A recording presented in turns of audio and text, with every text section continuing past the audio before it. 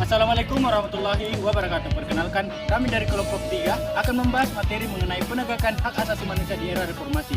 Nah, sebelum kita membahas materi tersebut, saya perkenalkan dulu anggota kelompok kami.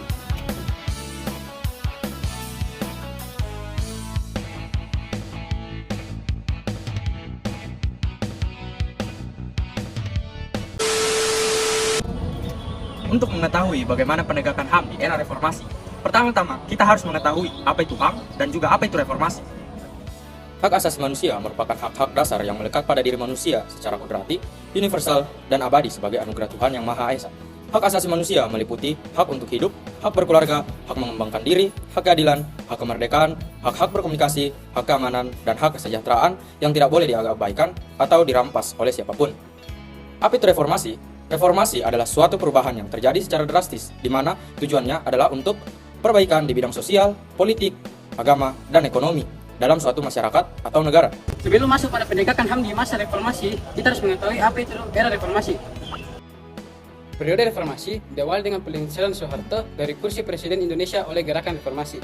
21 Mei 1998, Presiden Soeharto menyerahkan jabatannya kepada B.J. Habibie. Peristiwa ini menandai berakhirnya kekuasaan Orde Baru dan dimulainya Orde Reformasi. Penyebab utama runtuhnya kekuasaan Orde Baru adalah adanya krisis moneter tahun 1997.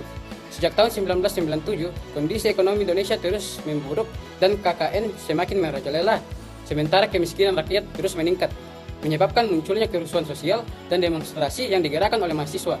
Tuntutan utama kaum demonstrasi adalah perbaikan ekonomi dan reformasi total. Era reformasi membawa banyak perubahan positif bagi Indonesia. Berikut beberapa aspek positif yang dibawakan era reformasi pada pemerintahan Presiden Baharudin Yusuf Habibie. Di era reformasi pada bidang politik menghasilkan 3 undang-undang menggantikan 5 undang-undang di era Orde Baru. Berikut undang-undang tersebut. Pertama yaitu Undang-Undang Nomor 2 Tahun 1999 tentang Partai Politik. Yang kedua yaitu Undang-Undang Nomor 3 Tahun 1999 tentang Pemilihan Umum. Dan yang terakhir yaitu Undang-Undang Nomor 4 Tahun 1999 tentang Susunan dan Kedudukan DPR MPR. Kebijakan politik ini menghasilkan pengaruh pada sistem tatanan politik yang lebih adil, yang mana warga negara mendapatkan kedudukan di bidang politik dan pemerintahan yang lebih terbuka. DPR dan MPR pun menjadi pusat penampung aspirasi rakyat.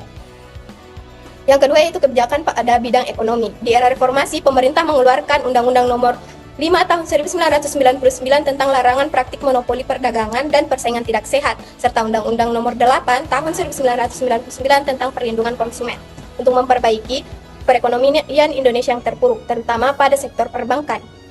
Pemerintah membentuk Badan Penyihatan Perbankan Nasional atau BPPN. Selain itu, Bank Indonesia juga menjadi pusat keuangan negara untuk mengatur alir uang demi stabilitas ekonomi rakyat. Selain yang dijelaskan tadi, terdapat beberapa dampak positif lainnya.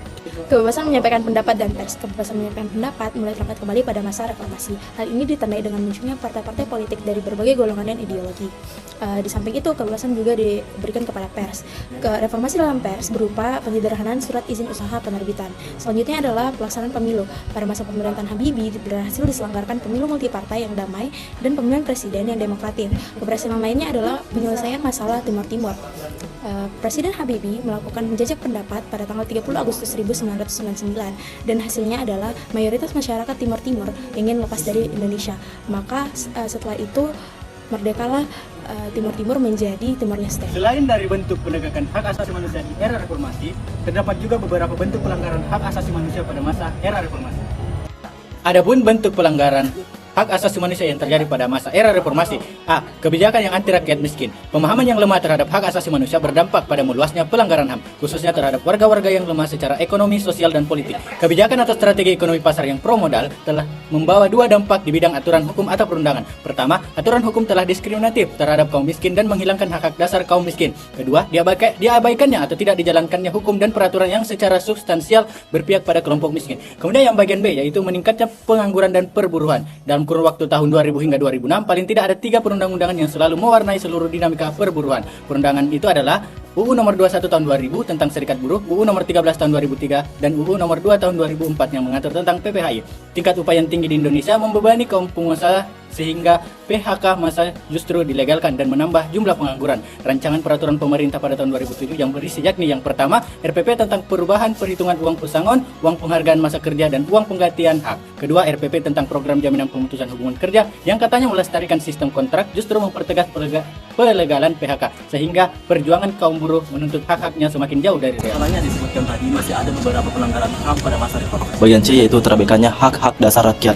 Indonesia sudah melakukan pembangunan selama 60 tahun, dibekali wilayah yang sangat luas dan kaya sumber daya alam, iklim cuaca yang kondusif serta tanah yang subur. Walaupun demikian, hak-hak dasar rakyat terabaikan. Sebagai contoh yaitu merebaknya kasus busung, lapar dan sejumlah penyakit lain yang diakibatkan oleh kemiskinan. Tingginya tingkat kelaparan di masyarakat menunjukkan ada yang tidak beres dengan kebijakan pembangunan. Secara normatif, orientasi kebijakan pembangunan memang telah berubah.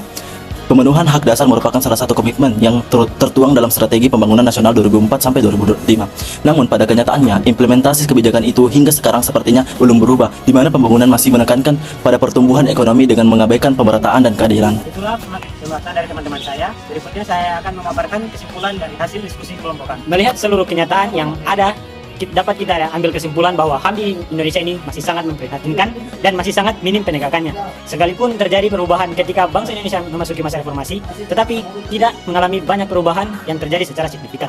Maka untuk dapat menegakkan HAM di Indonesia perlu satu, untuk menyadari rasa kemanusiaan yang tinggi, dua, aparat hukum yang bersih dan tidak sewenang-wenang, tiga, sanksi yang tegas bagi para pelanggar HAM, dan empat, penanaman nilai-nilai keagamaan pada masyarakat. Penegakan HAM di Indonesia tidak hanya menjadi tanggung jawab pemerintah saja, tapi juga untuk tanggung jawab seluruh umat yang berada di Indonesia. Hak asasi manusia merupakan hak kodrati manusia. Melanggar dan cederai HAM berarti juga mencederai kasih dan kebaikan Allah bagi umat manusia. Itulah pemaparan materi dari kami kelompok 3 tentang bagaimana penegakan HAM di era reformasi. Kami dari kelompok 3 undur diri. Wassalamualaikum warahmatullahi wabarakatuh.